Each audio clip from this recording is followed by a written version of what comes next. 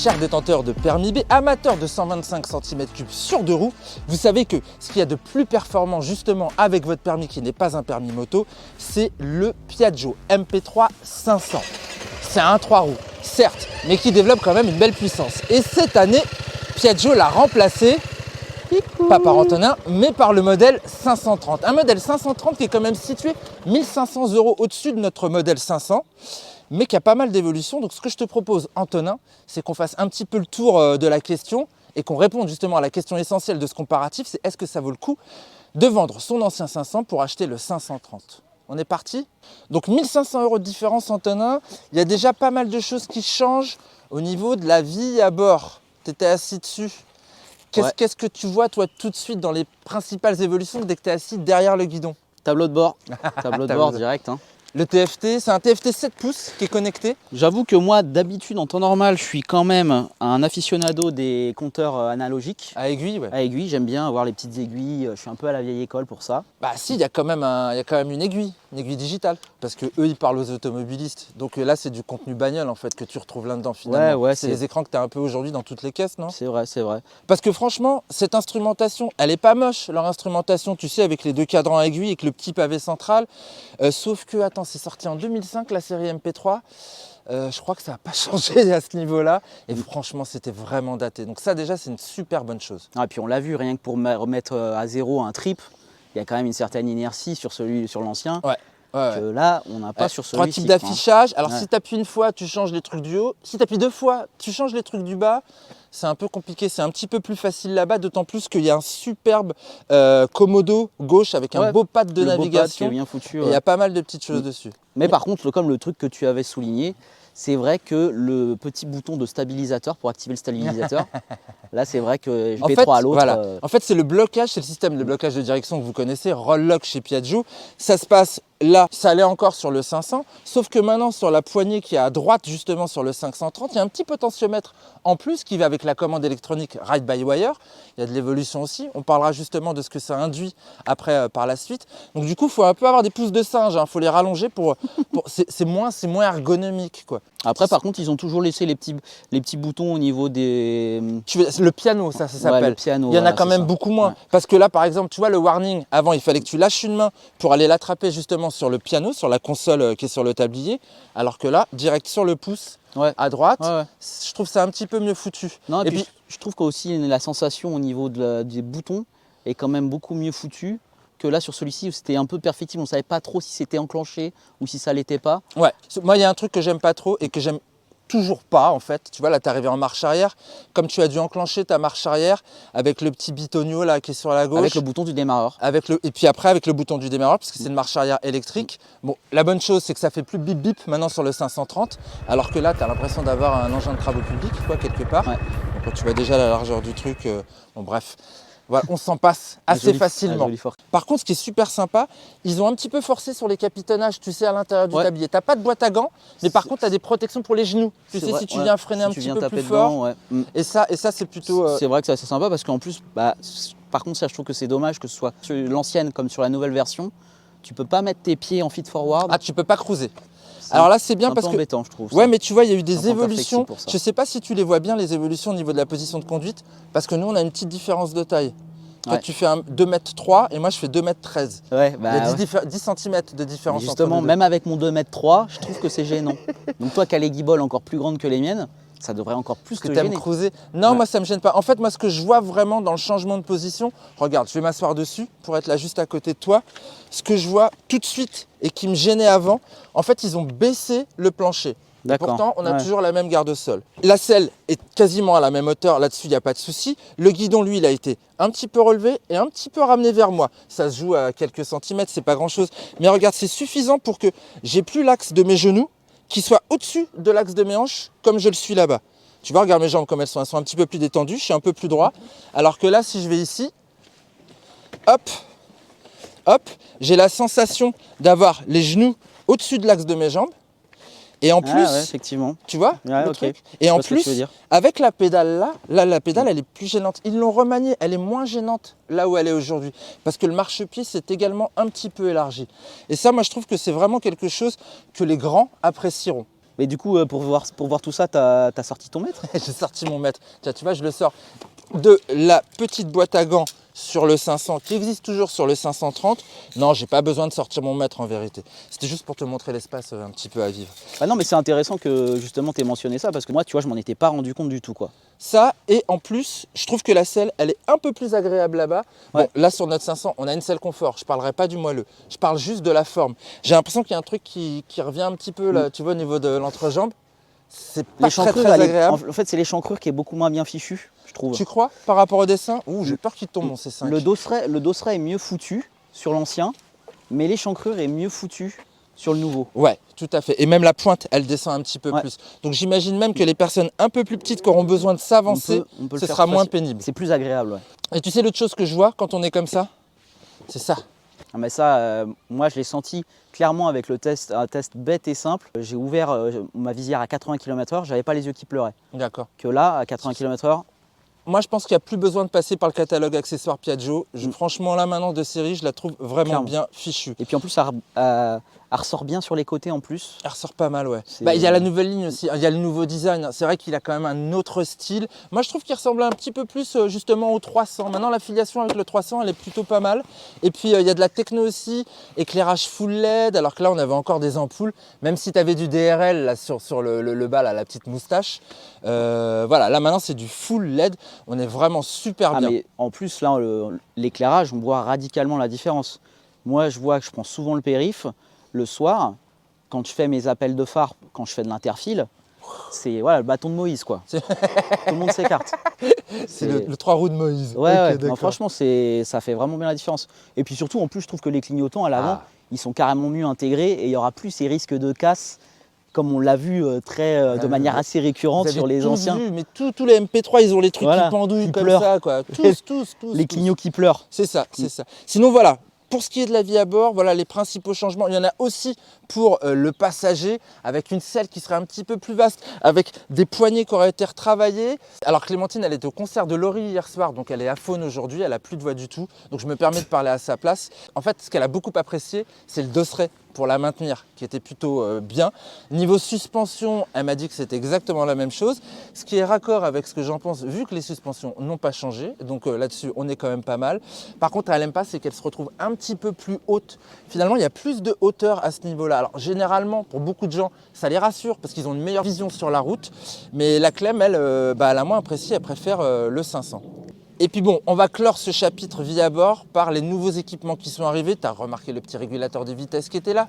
C'est vrai. Mais c'est un autre truc qui te fait triper, je sais. Bah de la caméra de recul. La caméra de recul, c'est ça Antonin, quoi. Ouais. Nous, on trouve ça ludique, mais est-ce que c'est vraiment indispensable? C'est-à-dire que c'est vraiment pour pousser la notion de fainéantise à son paroxysme. C'est un petit peu ça. Bon après, c'est vrai que ce sont de lourds engins qui sont quand même confiés à des gens qui n'ont pas forcément d'expérience. C'est vrai que quand on n'a pas l'habitude, ça fait bizarre, quoi. Ça fait bizarre. Toi, moi, sur une Gold, je dis OK. Sur une K16, yes, surtout quand tu es chargé. Ouais. Bon, sur un MP3, je trouve ça un petit peu too much, mais bon.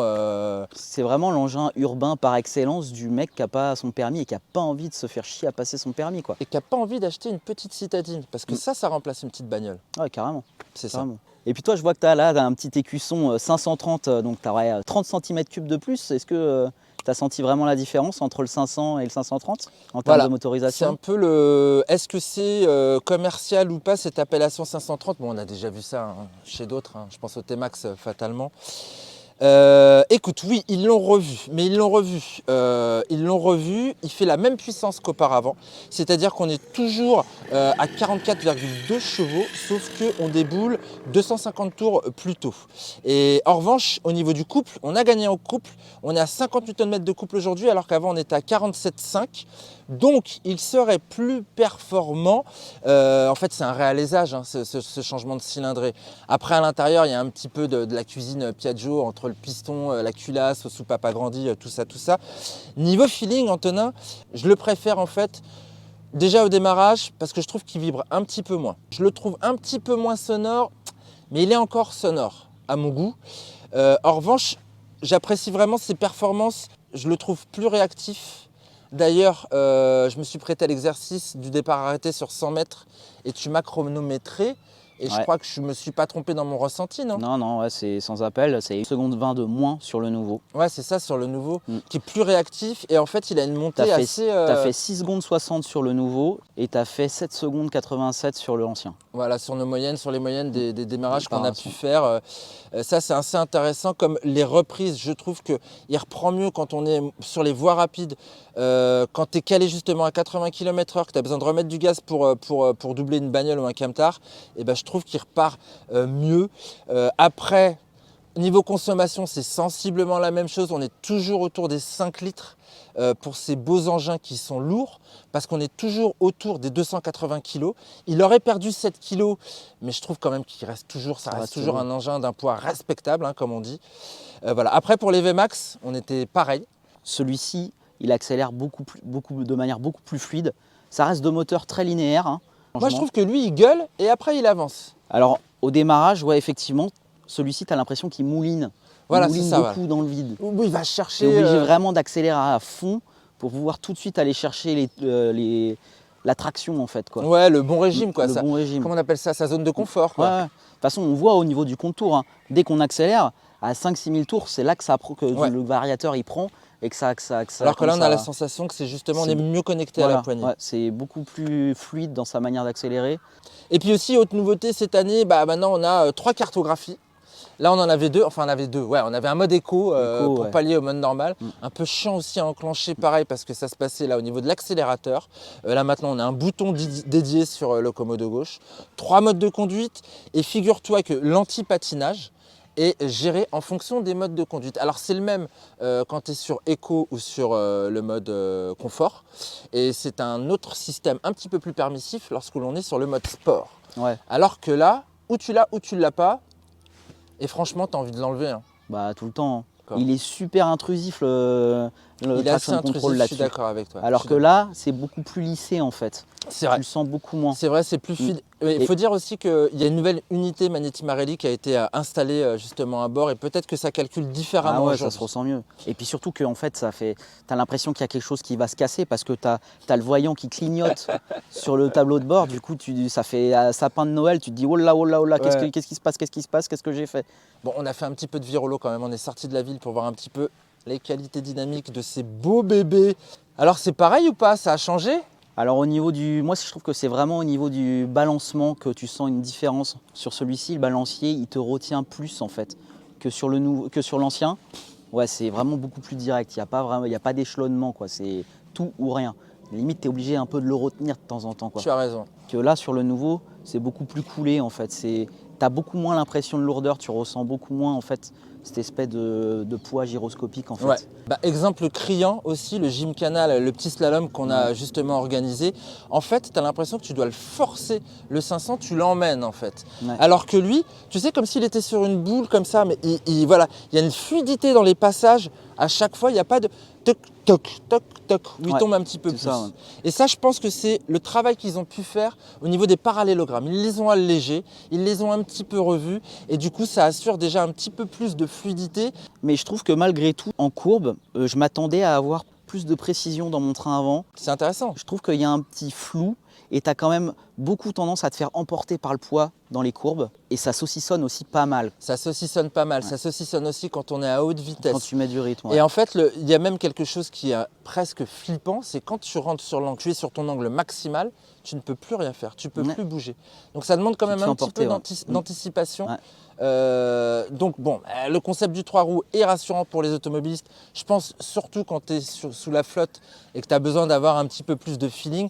Mais en vérité, nous qui connaissons le 2 roues, je trouve qu'on n'est jamais aussi bien en confiance, c'est jamais aussi naturel que sur un vrai 2 roues. Mais bon, c'est ouais. pas la question du débat aujourd'hui. Vraiment, on reste sur la population adepte de ce genre de 3 roues. Alors le freinage, moi, j'ai On parle du freinage. Ouais. Bah, pour une fois, Sécurité. ouais, tu peux vraiment freiner comme un trappeur. C'est vrai que là, par contre, autant les 3 roues, comme je disais sur l'angle, j'ai pas eu trop un bon feeling, quoi. Mais par contre, au niveau du freinage, là, tu peux y aller, ça bouge pas, c'est calé. J'ai pas trouvé de différence en termes de puissance de freinage. Que D'accord. ce soit sur le vieux comme sur l'ancien, j'ai aimé me servir de la pédale. Parce que tu te sers de la pédale. Ouais. Moi, je déteste me servir de la pédale. Je me sers essentiellement de mes leviers et je vois la différence en fait. Alors, est-ce que je suis J'ai pas influencé trouvé de parce que je sais différence, qu'il y a une moi. différence en fait. En fait, ils ont changé les mètres cylindres. Ah. Ils sont passés chez Oui, j'ai vu que By-Bray. t'as du By-Bray. Voilà, ils sont passés chez By-Bray et dossier de presse pour un meilleur feeling et plus de puissance. Moi, la puissance, en fait, je la sens toujours pareil. C'est toujours très puissant, tu as raison. Un 3 roues, ça freine super bien. Moi, c'est vraiment Stable, le feeling surtout. par contre. Super Ah stable. oui, c'est stable, ça reste parfaitement en ligne. Mais moi, par contre, je trouve que le frein avant sur le 530, je le sens mieux. Combien ça coûte tout ça, Mehdi? Parce que Non, moi j'ai avant- pas d'argent. Avant de conclure, avant de dire combien que ça coûte, est-ce qu'on peut donner une petite information sur l'entretien? Parce qu'on a pas mal discuté chez le concessionnaire qui nous a gentiment prêté ce 500 HPE. Et que nous a-t-il dit sur l'entretien? Bah, c'est des monocylindres quand même, il faut y faire attention. Hein. C'est pas comme une voiture où, comme on a un plus petit moteur, il faudra aller plus souvent faire sa vidange. Ouais, c'est ce qu'il expliquait, il n'y a pas beaucoup d'huile. Donc du coup, Piaggio préconise 10 000 10 000. km. Mais pour un Parigo, il disait que c'était plutôt 5 000 et que rien ne changeait entre les deux véhicules. Ils n'avaient pas eu d'informations. Malgré l'évolution moteur, on reste exactement sur les mêmes fréquences. Vidange, ouais, Pour filtre à Piaggio, huile. ils disent 10 000 et 20 000 pour le réglage du jeu soupape. Mais bon, nous, Et de la d'après ce courroie. qu'on a entendu, et la courroie, c'est Mm. ça. Mm. D'après ce que nous disait quand même le concess, il fallait plutôt diviser par deux si on était dans un usage strictement urbain, centre-urbain. Alors, combien Argent ça coûte tout ça, Mehdi? Parce que Argent moi, j'ai pas d'argent. Je suis un Parisien, j'ai pas d'argent. T'as pas d'argent, t'as un T-Max. Donc finalement, ça va pas te choquer les prix que je vais te sortir. Ouais, on en parle juste de l'âge de mon T-Max. C'est pas faux. Bon, j'ai dit 1500 balles de différence. En fait, on était à 11 499 € pour l'ancien MP3 500 Sport Advanced. Donc c'était vraiment le haut de gamme de l'ancienne gamme MP3. Aujourd'hui, on est quand même à Ça pique. 12 999 €, 13 000 € finalement. Vraiment, il y a 1500 de différence entre un MP3 500 et un 530. Ouais, mais Est-ce que ça les vaut? ouais, franchement, il justifie quand même d'un minimum d'évolution pour justement argumenter un prix comme ça, quoi. Je suis bien d'accord avec toi. Souvent, d'un millésime à l'autre, on a des augmentations, on ne comprend pas pourquoi. Mais là, vu le contenu, tout ce qu'ils ont pu revoir, bon ok, allez, on met ça de côté, mais c'est surtout tout ce qu'ils ont installé en termes d'équipement, ça vaut largement ces 1500 balles. Ouais. Bon, c'est clair, 12 999 €, ça fait quand même un beau petit billet pour un 3 roues, mais on en a pour son argent au niveau du poids. Et au niveau des équipements, je trouve qu'on en a également aussi. Après, voilà, hein, le prix, il faut voir qu'est-ce que ça donne par rapport à la concurrence, quoi. Hein. Bah, là, tu es sur le roi de la catégorie. Est-ce qu'on a le droit de l'appeler le roi de la catégorie, comme le T-Max quelque part? Moi, je dirais peut-être plus le précurseur. Après, je Le sais pas. précurseur, je suis d'accord avec toi. Ça permet déjà de rester plutôt neutre par rapport à ça. Tu as peut-être plus de critères Donc de c'est le comparaison. plus cher, c'est sûr que c'est le plus cher. Le Kymco CV3, il fait 12 499 €.